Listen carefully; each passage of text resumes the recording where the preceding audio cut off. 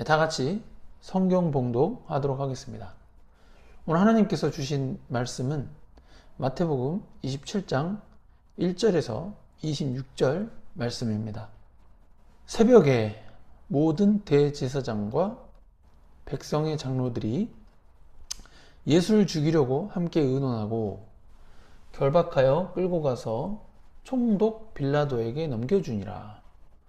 그때에 예수를 판 유다가 그의 정죄됨을 보고 스스로 뉘우쳐 그 은 30을 대제사장들과 장로들에게 도로 갖다 주며 이르되 내가 무죄한 피를 팔고 죄를 범하였도다 하니 그들이 이르되 그것이 우리에게 무슨 상관이냐 네가 당하라 하거늘. 유다가 은을 성소에 던져 놓고 물러가서 스스로 목매어 죽은지라. 대제사장이 그 은을 거두며 이르되 이것은 핏값이라 성전고에 넣어둠이 옳지 않다 하고 의논한 후 이것으로 토기장이의 밭을 사서 나그네의 묘지를 삼았으니 그러므로 오늘날까지 그 밭을 피밭이라 일컫느니라. 이에 선지자 예레미야를 통하여 하신 말씀이 이루어졌나니 일러스되 그들이 그 가격 매겨진 자 곧 이스라엘 자손 중에서 가격 매긴 자의 가격 곧 은 30을 가지고 토기장에 밭값으로 주었으니 이는 주께서 내게 명하신 바와 같으니라 하였더라. 예수께서 총독 앞에 섰음에 총독이 물어 이르되 내가 유대인의 왕이냐? 예수께서 대답하시되 내 말이 옳도다 하시고 대제사장들과 장로들에게 고발을 당하되 아무 대답도 아니하시는지라. 이에 빌라도가 이르되 그들이 너를 쳐서 얼마나 많은 것으로 증언하는지 듣지 못하였느냐 하되 한마디도 대답하지 아니하시니 총독이 크게 놀라워하더라. 명절이 되면은 총독이 무리의 청혼대로 죄수 한 사람을 놓아주는 전례가 있더니 그때에 바라바라 하는 유명한 죄수가 있는데 그들이 모였을 때에 빌라도가 물어 이르되 너희는 내가 누구를 너희에게 놓아주기를 원하느냐? 바라바냐 그리스도라 하는 예수냐 하니 이는 그가 그들의 시기로 예수를 넘겨준 줄 알미더라. 총독이 재판석에 앉았을 때에 그의 아내가 사람을 보내어 이르되 저 옳은 사람에게 아무 상관도 하지 마옵소서. 오늘 꿈에 내가 그 사람으로 인하여 애를 많이 태어나이다 하더라.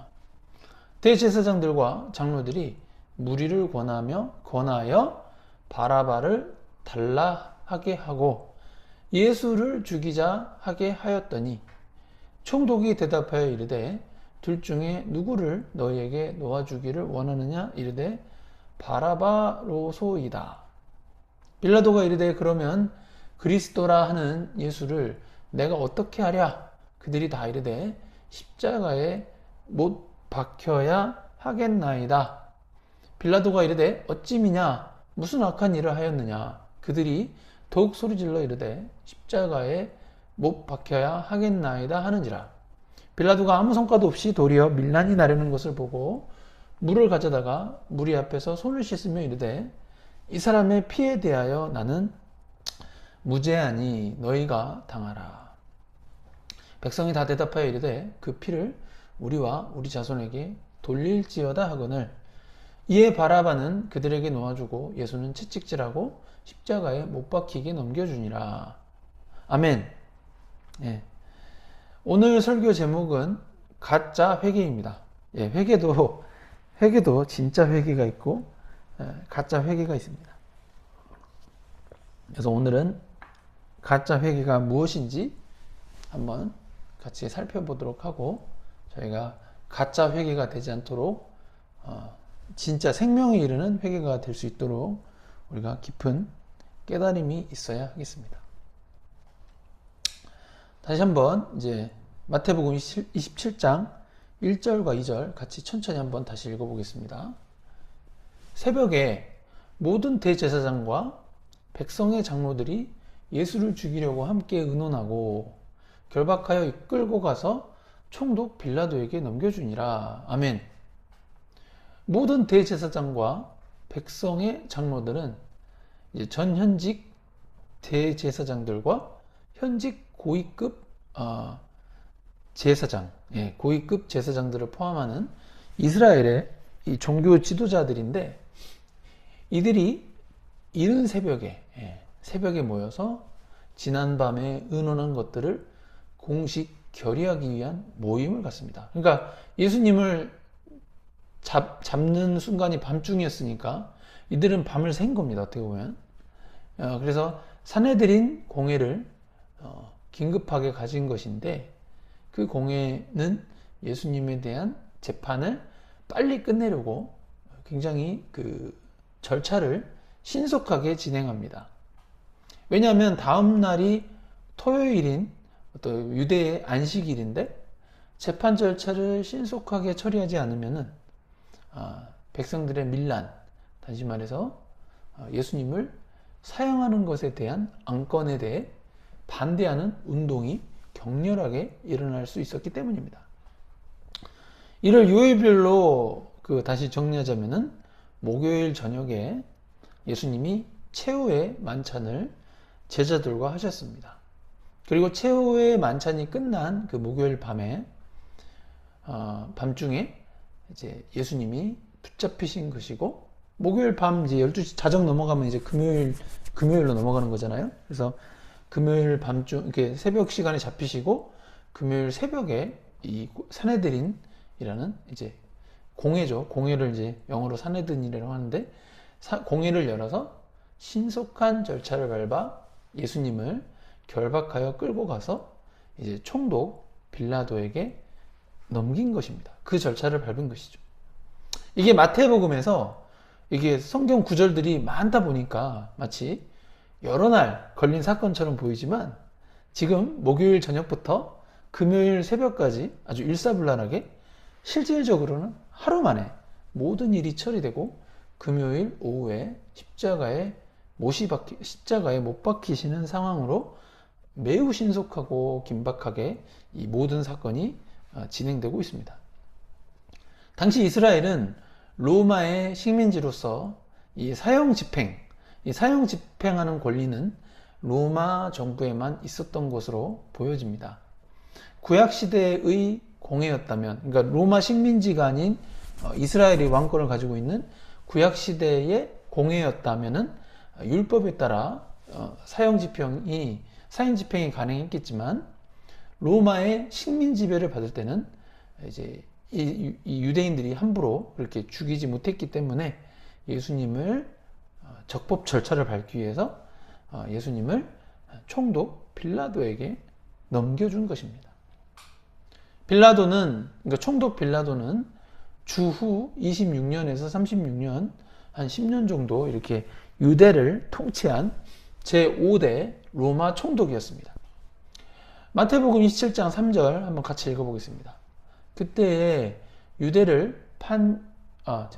다시 읽겠습니다.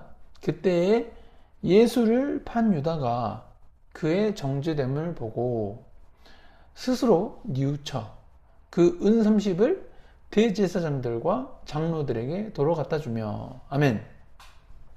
그러니까 이 구절에 따르면 가룟 유다가 이제 스스로 뉘우친 거죠. 뭔가 잘못했다라는 것을 스스로 뉘우쳐 그 은 30을 도로 갖다 주었다라고 나옵니다만, 스스로 뉘우친 수준이 이 성령 하나님을 통한 생명에 이르기까지의 어떤 진정한 회개, 참된 회개까지는 이르지 못하였습니다.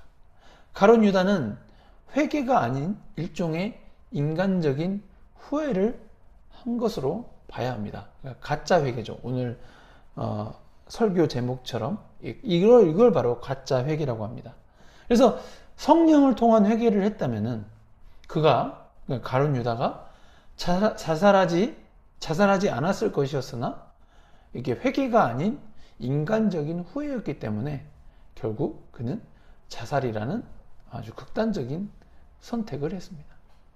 이 구절을 통해서 우리는 신앙생활을 하면서 이 후회와 회개를 분명하게 구분해야 함을 우리가 깨달을 수 있습니다. 하나님이 용서하시는 것은 우리의 참된 회개이지 이 가짜 회개인 후회가 아닙니다. 후회는 예수님을 믿지 않는 불신자들도 합니다. 하는 것으로 그냥 인간적인 어떤 반성이라고도 합니다. 그렇다면 생명에 이르는 회개는 무엇입니까? 하나님께로 향하는 생명에 이르는 회개의 일환으로서 죄에 대한 슬픔과 혐오를 느끼고 행동의 변화를 결심하는 어떤 영적인 과정을 의미합니다. 그러니까 막 한번 눈물 많이 흘리고 찔찔한다, 그게 회개가 아니라 이런 전체적인 영적 과정을 의미하죠. 마태복음 27장 4절 한번 같이 읽어보겠습니다. 이르되 내가 무죄한 죄를 팔고 죄를 범하였도다 하니 그들이 이르되 그것이 우리에게 무슨 상관이냐, 네가 당하라 하거늘. 아멘. 가룟 유다는 예수님이 죄가 없으신 분이라는 것을 알고 있었습니다. 그래서 그가 대제사장과 장로들에게 다시 돌아가 내가 무죄한 피를 팔고 죄를 범하였도다 라고 주장하는 것입니다. 그러나 그들은 그 모든 사건의 책임을 자신들이 아닌 가룟 유다에게 전가해 버립니다. 그들의 목적은 오직 예수님을 죽이는 것뿐이었기 때문에 유다의 말에는 전혀 관심이 없었습니다. 이런 것을 보면은 목적을 달성하기 위해 이 수단과 방법을 가리지 않는 사람들이 얼마나 악독한 인간들인지 우리가 이해할 수 있습니다. 마태복음 27장 5절 한번 같이 읽어보겠습니다. 유다가 은을 성소에 던져놓고 물러가서 스스로 목매어 죽은지라. 아멘. 결국 유다는 자살을 결심하고 그 자살을 실행합니다. 예수님의 몸값으로 받은 것으로서 그 은 30, 그 은을 성소에 던져 놓았다는데 하나님께 바친 것으로는 보여지지 않고 자신의 행동을 후회했기 때문에 이렇게 던져버린 것으로 봐야 합니다. 그러니까 하나님한테 바친 재물이 아니고 그냥 자기의 행동이 너무 후회스러워서 그냥 그 돈을 돌려줘 버린 것이죠. 버린 거죠. 어떻게. 사도행전 1장 18절 한번 같이 읽어보겠습니다. 이 사람이 불의의 삭스로 밭을 사고 후에 몸이 곤두박질하여 배가 터져 창자가 다 흘러나온지라. 아멘. 이 가룟 유다가 자살할 때 이렇게 목을 메어서 스스로 자살한 것 같은데 그 줄이 끊어져 가지고 가룟 유다의 시신이 땅에 탁 떨어져서 배가 터지고 창자가 흘러나온 것으로 보입니다. 이게 그 목매달려 죽은 그 높이가 상당히 높았나 봐요. 이게 사람 배가 웬만해서는 찢어지지가 않는데 그게 이렇게 떨어져서 터질 정도라면은 그냥 이렇게 무슨 의미인지 아시겠죠? 굉장히 높은 곳에서 목매달아 죽은 것 같습니다. 아무튼 참된 회개는 자살을 선택하지 않습니다. 그러나 유다는 인간적인 죄책감을 견디지 못하고 자살을 결심하고 실행했습니다. 이게 자살이 쉽지가 않는 결정이거든요. 근데 실행을 했죠. 우리가 이 죄책감을 들 때 회개하라는 양심의 신호로 받아들이고 하나님 앞에서 참되게 회개하는 성도가 되어야지 가룟 유다처럼 소중한 생명을 스스로 끊어버리는 극단적인 결심과 행동을 해서는 절대로 안 됩니다. 스스로 죽으려는 마음과 행동은 마귀의 거짓말에 속아 넘어갈 때 하는 것입니다. 마귀의 거짓말에 속아 넘어간 거죠. 마태복음 27장 6절에서 8절 한번 천천히 같이 읽어보겠습니다. 대제사장들이 그 은을 거두며 이르되 이것은 피값이라 성전고에 넣어둠이 옳지 않다 하고 의논한 후 이것으로 토기장이의 밭을 사서 나그네의 묘지를 삼았으니 그러므로 오늘날까지 그 밭을 피밭이라 일컫느니라. 아멘. 이 대제사장들은 가룟 유다가 되돌려준 은이 예수님의 핏값이라고 이렇게 정의하면서 성전고에, 그러니까 성전의 창고죠. 성전고에 넣어두는 것이 옳지 않다라고 말하는 것은 그들 스스로가 예수님을 죽이기 위해 예수님을 잡아가는 것이 잘못된 일인 것을 인정하는 것입니다. 그러니까 그게 핏값이라고 하고 있잖아요. 그런 그들이 그 돈을 어떻게 사용해야 할지 논의한 결과 어찌됐건 가룟 유다가 돈을 던져놓고 가버렸으니까 그 돈을 성전 그 바닥 위에 그대로 둘 수는 없잖아요. 아무튼 그 돈을 성전고에 넣지는 않는데 이걸 어떻게 사용해야 할지 논의한 결과 토기장이의 밭을 사서 나그네의 묘지로 삼았습니다. 네. 일반 묘지가 아니고 나그네의 묘지라고 하는 이유는 이스라엘의 명절인 그 유월절과 무교절 같은 기간에 많은 유대인들이 그 고향인 예루살렘에 왔다가 이렇게 죽은 사람들이 생겼을 때 그들을 땅에 묻어둘 장소가 마땅치 않았기 때문입니다. 특히 디아스포라 유대인들은 나이가 들면은 고향인 예루살렘으로 돌아오는 경우가 많았다고 합니다. 다른 곳에 살다가 예루살렘에 방문한 것이니까 그들은 예루살렘 사람들 입장에서는 나그네인 것이죠. 그 나그네의 밭을 피밭이라고 이렇게 일컬은 것입니다. 마태복음 27장 9절에서 10절 한번 같이 읽어보겠습니다. 이에 선지자 예레미야를 통하여 하신 말씀이 이루어졌나니 일렀으되 그들이 그 가격 매겨진 자 곧 이스라엘 자손 중에서 가격 매긴 자의 가격 곧 은 30을 가지고 토기장이의 밭값으로 주었으니 이는 주께서 내게 명하신 바와 같으니라 하였더라. 아멘.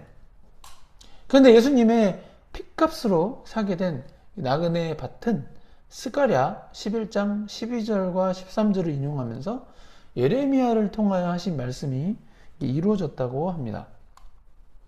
예레미야는 이스라엘에서 스가랴 선지자보다 더 유명한 선지자입니다.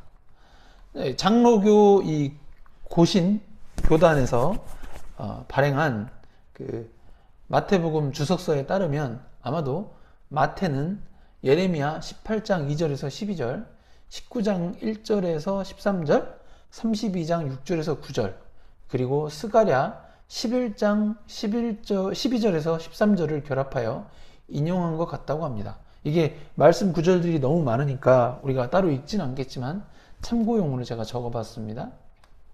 하지만 마태는 가룟 유다가 예수님의 몸값으로 획득하게 된 은 30개를 성소에 던진 사건과 그리고 대제사장들이 그 돈을 받지 않고 나그네의 밭, 그러니까 피밭을 이제 가룟 유다 명의로 산 거죠.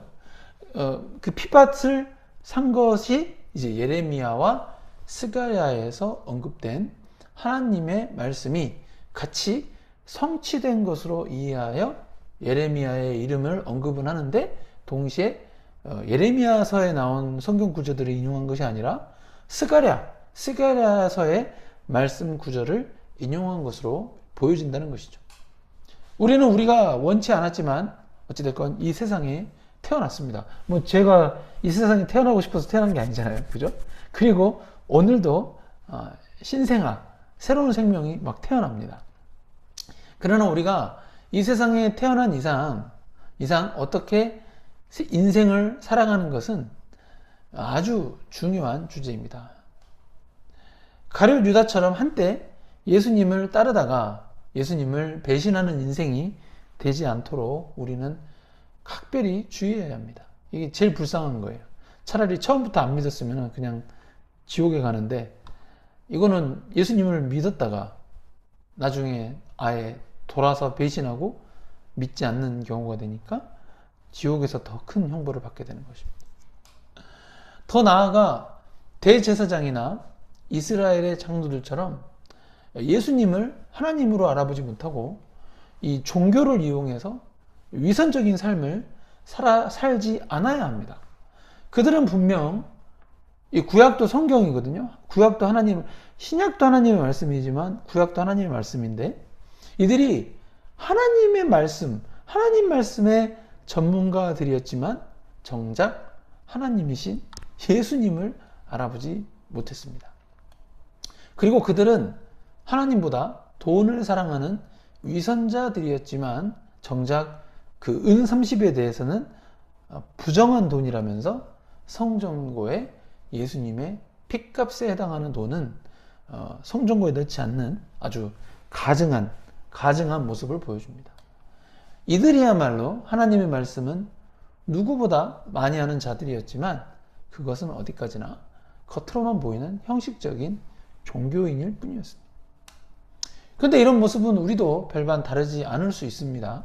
이제는 신약과 구약 모두 공부할 수 있는 시대에 살고 있는데 우리가 하나님의 말씀을 누구보다 깊이 잘 안다고 할지라도 형식적인 그리스도인이 되게 되면 외식적이고 교만한 그들과 별반 차이가 없어집니다. 우리는 가룟 유다나 이스라엘의 종교 지도자들처럼 되지 않도록 각별히 영적으로 깨어서 참되고 순수한 신앙의 삶을 추구해야 하겠습니다. 마태복음 27장 11절 한번 천천히 한번 같이 읽어보겠습니다. 예수께서 총독 앞에 섰음에 총독이 물어 이르되 네가 유대인의 왕이냐? 예수께서 대답하시되 내 말이 옳도다 하시고. 아멘. 이 총독 빌라도의 질문에서 예수님이 유대인의 왕이냐? 라고 물어본 이유는 이스라엘 종교 지도자들의 고소 내용이 정치범이었기 때문이었습니다.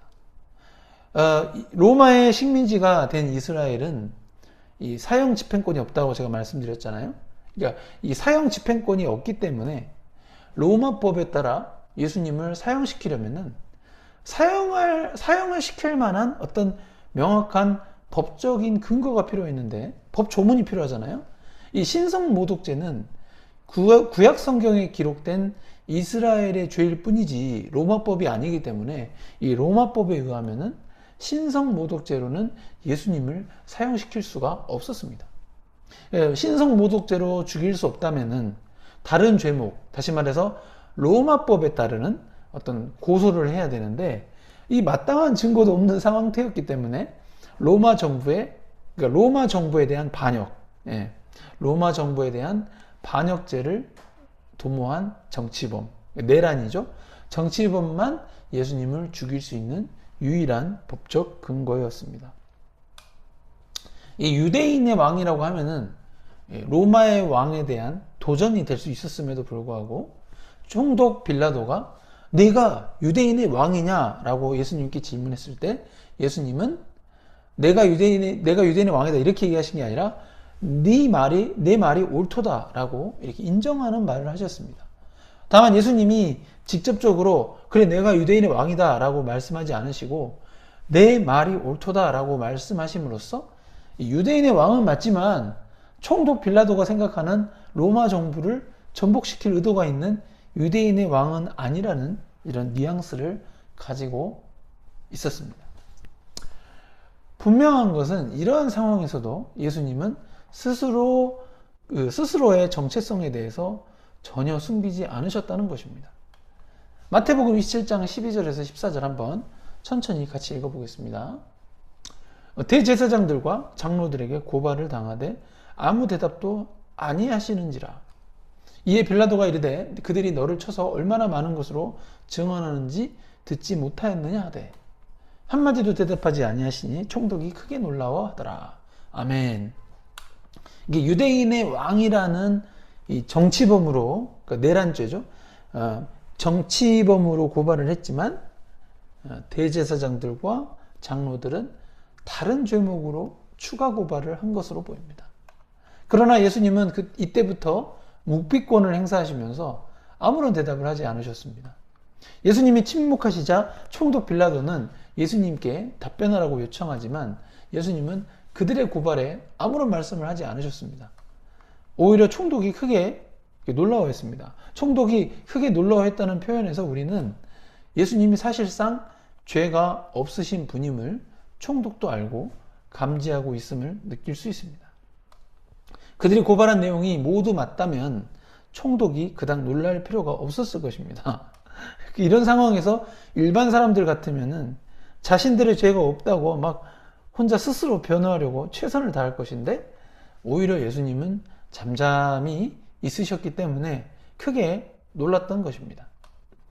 현대 한국이나 미국에서는 이렇게 형사사건에서 묵비권을 행사할지라도 우선은 무죄 추정의 원칙이 형사사건에 적용이 됩니다. 이 무죄 추정의 원칙이라는 것은 형사 피해자나 피고인이 유죄 판결이 확정되기 전까지는 그러니까 죄가 없다, 무죄로 간주되어야 한다는 원칙입니다. 그러나 당시 로마의 법은 죄인으로 고발되었는데 묵비권을 행사하며 아무런 말을 하지 않으면 스스로 변호하기를 거부한 것이라서 무죄 추정이 아닌 거꾸로 죄가 있다, 그러니까 유죄 추정이 가능했습니다. 참 옛날이니까 로마법은 좀 달랐네요, 그죠? 아무튼 마태복음 27장 15절에서 18절 한번 같이 천천히 또 읽어보겠습니다. 명절이 되면 총독이 무리의 청혼대로 제수 한 사람을 놓아주는 전례가 있더니, 그때 바라바라 하는 유명한 제수가 있는데 그들이 모였을 때 빌라도가 물어 이르되 너희는 내가 누구를 너희에게 놓아주기를 원하느냐, 바라바냐 그리스도라 하는 예수냐 하니, 이는 그가 그들의 시기로 예수를 넘겨준 줄 알미더라. 아멘. 방금 읽은 내용의 마지막 구절에서 그 총독 빌라도는 대제사장들과 장로들의 시기로 예수님을 죽이려 한다는 것을 알았다고 나옵니다. 그는 로마인으로서 이 종교적 편견이 있지는 않았기 때문에 이 상황을 보면서 그들이 예수님을 증오하고 시기 질투한다는 것을 눈치챘던 것입니다. 그래서 오히려 명절이 되면 총독이 무리의 청혼대로 제수 한 사람을 놓아주는 전례가 있기 때문에 이 기회를 활용해서 예수님을 풀어줄 수 있었습니다. 그때 바라바라 하는 유명한 제수가 있었기 때문에 백성들 앞에 예수님과 바라바를 세워두고 둘 중 한 명을 선택하라고 했습니다. 마태복음 27장 19절 한번 천천히 같이 읽어보겠습니다. 총독이 재판석에 앉았을 때에 그의 아내가 사람을 보내어 이르되 저 옳은 사람에게 아무 상관도 하지 마옵소서. 오늘 꿈에 내가 그 사람으로 인하여 애를 많이 태웠나이다 하더라. 아멘.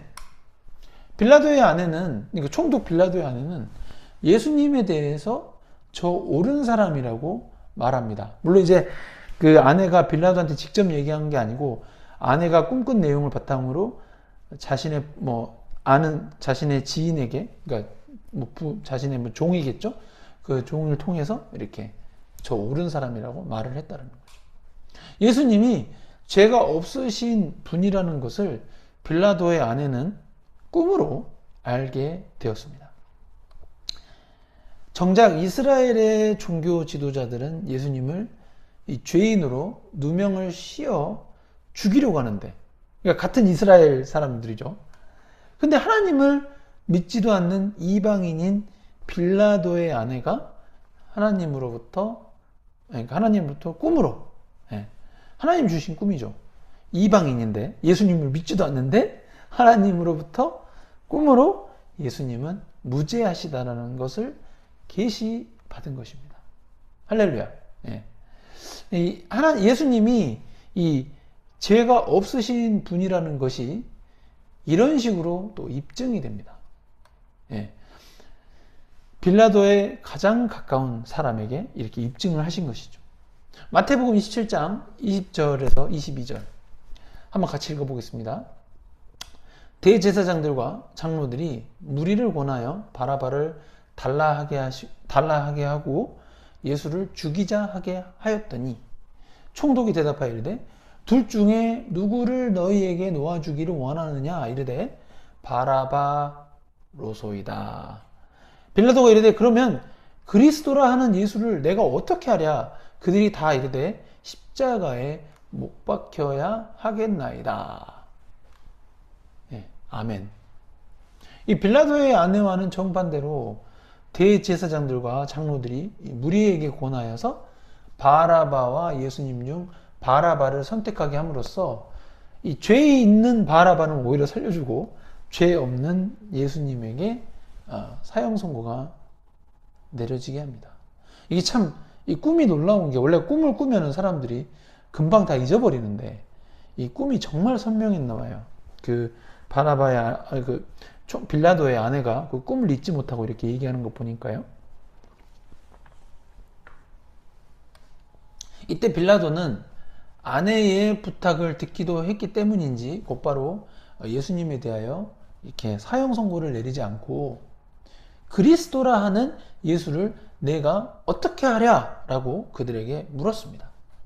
그러나 이미 타락할 대로 타락한 종교 지도자들의 권유를 따르는 무리들은 예수님을 십자가에 못 박으라고 말합니다. 단순히 사형 선고만 내리는 것이 아니라 사형의 방법까지 구체적으로 말하고 있습니다. 이로 인해 예수님을 죽이는, 그러니까 예수님을 십자가에서 못 박아 죽이는 이 죄를 소수의 종교 지도자들만 범하는 것이 아니라 이 사형 선고를 내리는데 이 참여하고 있는 그 유대인들 전체의 죄로 확장되고 있음을 우리가 확인할 수 있습니다. 사람은 이렇게 악하고 타락했기 때문에 누구도 죄에 가담하지 않을 수 있다고 확신할 수 없습니다. 그래서 우리는 항상 겸손해야 하고 이 죄에 빠지지 않도록 하나님의 말씀을 붙잡고 하나님의 말씀에 견고히 매달려야 합니다. 마태복음 27장 23절 한번 같이 읽어보겠습니다. 빌라도가 이르되 어찌 미냐? 무슨 악한 일을 하였느냐? 그들이 더욱 소리질러 이르되 십자가에 못 박혀야 하겠나이다 하는지라.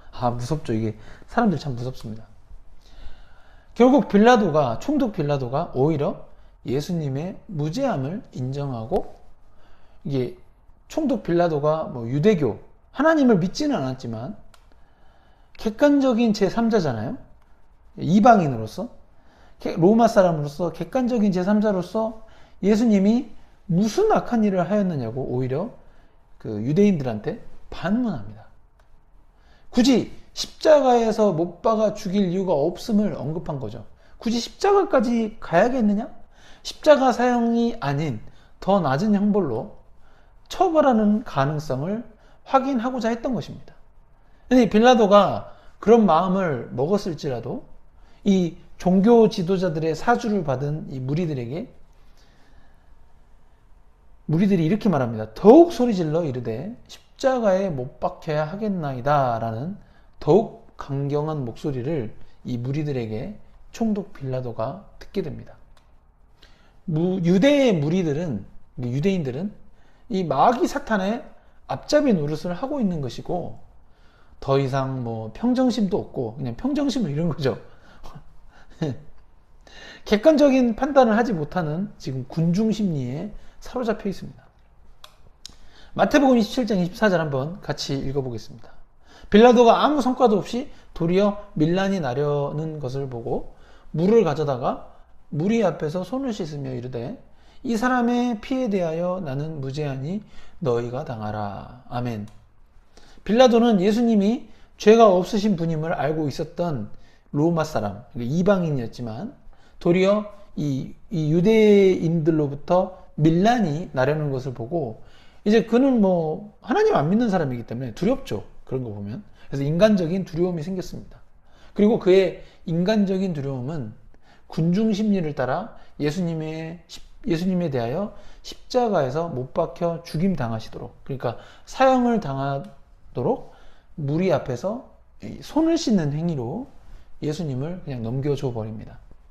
이들이 밀란을 일으키게 되면 자신에게, 총독 빌라도에게 정치적인 책임이 따를 수 있기 때문에 이 유대인들을 다스리는 일에 방해가 되는 요소가 생기지 않도록 그 일에 더 이상 관여하지 않기로 결심하였습니다. 이거 원래 정치인이 그렇죠, 뭐. 정치라는 것이 정치 권력을 유지하기 위해서 자기 안위를 먼저 살펴야 되니까 그건 뭐 어쩔 수 없는 겁니다. 결국 총독 빌라도는 이 무리들 앞에서 손을 씻는 행위를 하였지만 말로도 이 사람의 피에 대하여 나는 무죄하니 너희가 당하라 라고 말하면서 예수님 피해, 그 죽음의 피죠. 예수님의 피의 대가를 그 장소에 있던 유대인 무리들에게 그냥 돌려버립니다. 빌라도가 예수님의 죽음에 대하여 책임이 없다라고 주장하는 것이지만 그게 빌라도의 말이죠. 말뿐인 거죠. 예. 예수님에게 사형 선고를 내릴 수 있는 세상 권세는 총독 빌라도의 것이었습니다. 그럼 그가 그냥 밀란이 두려워서 예수님의 십자가 사형을 승인한 것이기 때문에 빌라도가 책임이 없다라고 말할 수는 없습니다. 빌라도 책임이 있는 거죠. 그에게 사형 집행권이 있잖아요. 예. 책임이 없다고 말할 수 없어요. 그거 허락한 거기 때문에. 그 자리에 있던 유대인들과 함께 예수님의 십자가 사형을 승인한 빌라도 또한 예수님을 죽이는 일에 가담한 것입니다. 그러니까 이런 걸 바로 이제 형법적으로는 이제 공범이라고 하죠. 공범. 어쩔 수 없죠. 주범은 주된 범죄자는 종교 지도자들이겠지만 어찌됐건 공범이 되는 것입니다. 마태복음 27장 25절에서 26절 한번 같이 읽어보겠습니다. 백성이 다 대답하여 이르되 그 피를 우리와 우리 자손에게 돌릴지어다 하거늘. 이에 바라바는 그들에게 놓아주고 예수는 채찍질하고 십자가에 못 박히게 넘겨줌이라. 아멘. 예수님을 죽이는데 한마음으로 동참했던 사람들은 자신들만 저주를 받으면 되는데 예수님의 피를 자신들의 자손에게 돌릴지어다라고 얘기하면서 자신들의 후손들에게까지 저주를 받게 만듭니다. 그 저주는 결국 주후 66년에서 70년에 일어난 전쟁에서 예루살렘 성전이 파괴되고 이 전쟁으로 인해 유대인들은 약 120만 명이 사망했습니다. 120만 명이면 어마어마한 인원들이 죽은 거죠. 그리고 그때부터 나라를 잃었으며 하나님의 백성으로서의 특권도 상실했습니다. 유대인들 말이죠. 예루살렘을 예수님을 십자가에서 죽임 당하게 한 사건에 대해서 그들과 그들의 후손을 포함해서 형벌을 받게 된 것입니다. 예. 물론 이제 이거 읽기 전에 이제 요 앞에 이게 좀 약간 좀 독특한 부분은 유대인들의 후손을 포함해서 이 형벌을 받게 했거든요. 그러니까 이 사건으로 인해서 유대인들은 자신들만 벌 받으면 되는데 굳이 자기 자손들까지 벌을 받겠다라고 선포를 하거든요. 근데 원래 이제 구약 성경에 보면은 그냥 부모 세대의 죄는 부모의 세대의 죄로 끝납니다. 물론 이제 하나님의 율법, 그러니까 십계명, 하나님의 율법을 어기는 그 악인들, 그러니까 어떻게 말해야 되나요? 여호와를 경외하지 않고 여호와를 믿지 않는 그런 자들은 3, 4대, 그죠? 율법을 어기는 자, 3, 4대까지 저주받는다라는 그게 있긴 하지만, 그리고 하나님을 믿는 자는 1000대까지 후손이 복을 누린다는 말이 나오지만, 그거는 그거고, 원래 원칙적으로 부모의 죄는 자녀에게 넘어오지 않는 것이, 그러니까 그 죄는 그냥 그죄로 끝나는 것이고, 넘어오지 않는 것이 그 구약 성경에 나와 있는 원칙입니다. 근데 여기서는 예외적으로 그들이 이 죄가 너무 중하죠. 근데 그들이 자신의 후손들까지 그 저주를 받겠다라고 선포를 했기 때문에 또 그게 효력을 미치죠.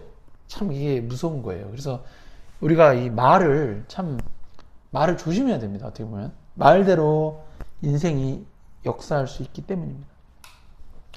결국 총독 빌라도는 그들의 선택에 따라 죄인 바라바를 풀어주고 정작 죄가 없으신 예수님을 채찍질하고 십자가에 못 박혀 죽임 당하도록 예수님을 넘겨줍니다. 예전에 그 멜 깁슨 감독이 만든 영화 배우죠. 미국 영화 배우. 아니, 호주 출신이죠. 예. 패션 오브 크라이스트라는 그 영화에서, 채찍 그 줄 끝에 작은 막 쇠 조각들이 달려있는 것을 보았던 기억이 있는데, 굉장히 사실적으로 영화를 만들었죠. 그 영화에 보시면은 이제 예수님이 이 채찍을 맞으시면은 막 그 뼈 조각이 있으니까 채찍 끝에 막 살이 파이고 찢어지고, 그리고 쇠 조각도 작지도 않더라고요. 막 그러니까 막 갈비뼈가 막 드러나고 지금 막 되게 참혹하죠. 듣기만 하셔도. 예, 막 연상되고. 아무튼 그 뼈가 드러나서 너무나도 참혹한 모습이 연상되었습니다. 저 여기 저번 주일날 여기서 좀 교회 치우다가 이 손등 여기 살짝 긁혔거든요. 피가 난 것도 아니에요. 그냥 피가 살짝 보이게 긁혔는데, 요것도 물 다음, 여기 보이세요? 카메라는 안 보이는구나. 요게 막 손 씻으면은 아까 살짝 이렇게 좀 찌릿찌릿 아프더라고요. 이거 이렇게 조금만 찢어져도 이렇게 아픈데, 물론 지금 거의 다 났습니다만, 이거는 그냥 살이 파이고 막 뼈가 드러날 정도면은, 인간의 육체적 고통을 다 느끼실 수 있는 분이시잖아요, 예수님이. 얼마나 고통스러웠을까. 우리의 죗값이죠. 우리의 죗값이 그렇게 크다. 예. 그렇게 크다는 것을 우리가 깨달을 수 있습니다. 너무나도 참혹한 모습이 이렇게 연상되었습니다. 십자가에 못 박힘 당하는 것도 고통스러운데, 십자가에 매달리시기 전에 이렇게 쇠 조각이 달린 그 채찍끈, 그 채찍질을 당하시는 엄청난 많은 고통을 당하셨습니다. 그리고 그 아픈 몸으로 그 무거운 십자가를 또 이동하셨어야 되잖아요. 물론 이제 그게 안 되니까 다른 사람이 도와주긴 했지만. 또 오늘 본문은 가룟 유다의 자살과 예수님이 십자가 처형을 당하기 전에 있었던 경험하셨던 그 고통스러운 과정에 대해서 이렇게 다루고 있는 것입니다. 물론 다음 주일에는 예수님께서 십자가에서 그 못 박히신 장면과 그 직전에 십자가에서 못 박히시기 직전에 군인들이 예수님을 희롱하고 조롱하는 장면을 다루겠지만, 죄 없으신 예수님이 우리의 죄를 위해서 이러한 고통, 극심한 고통을 당하시는 것을 보면서 우리의 죄가 얼마나 큰지 우리는 깨달아야 합니다. 우리의 죄에 대해서 우리가 할 수 있는 것은 사실상 아무것도 없습니다만, 그럼에도 불구하고 우리가 어떻게든 해내야 하는 것은 바로 이 생명에 이르는 참된 회개라는 것이죠. 가룟 유다는 분명 예수님을 팔아넘긴 자신의 결정과 행동에 대해서 후회를 했습니다. 그러나 후회를 했다고 해서 참된 회개에 이르지 못하여 결국 자살을 하였습니다. 오죽했으면 예수님께서 가룟 유다는 태어나지 않았으면 좋았을 뻔했다라고 말씀하셨겠습니까? 그러한 가룟 유다의 이야기가 이제는 우리의 이야기가 되지 않도록 우리는 정말 겸손한 마음으로 생명에 이르는 참된 회개에 이르러야 합니다. 신앙생활을 하다 보면은 하나님의 영광을 드러내기보다는 하나님의 영광에 누가 되는 행동을 하는 경우가 있을 수 있습니다.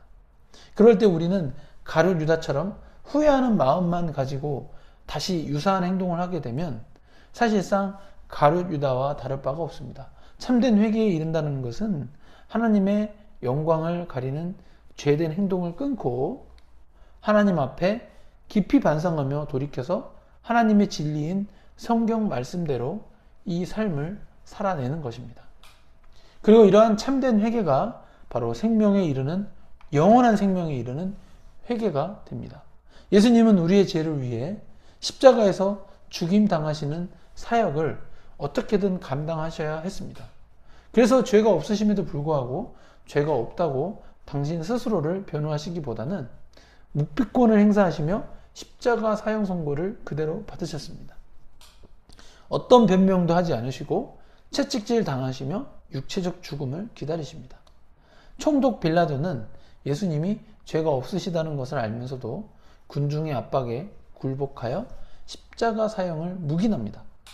우리는 신앙생활을 할 때 이와 같이 군중의 압박을 받아 의사결정을 해야 하는 상황을 겪게 된다면 적어도 총독 빌라도와 같이 군중의 압박에 굴복하기보다는 성경 말씀이라는 진리의 기준에 따라 의사결정을 해야 하겠습니다. 우리 모두는 죄로 인해 지옥에 갈 수밖에 없던 존재들이었습니다. 그러나 그 죄를 예수님이 담당해 주셨습니다. 우리는 진리이신 예수님을 믿고 하나님의 자녀가 되었습니다. 이 좋으신 예수님을 믿는 우리는 하나님의 말씀인 성경 말씀대로 살려고 노력하면서 오직 하나님의 은혜로 천국에 들어가는 복된 인생이 되는 것을 가장 사모하는 삶을 살아야 하겠습니다. 그리고 그러한 복은 오직 예수 그리스도를 통해서만 오는 것이고 이는 거짓 회개가 아닌 참된 회개에서 시작하는 것임을 우리가 유념해야 하겠습니다. 아멘.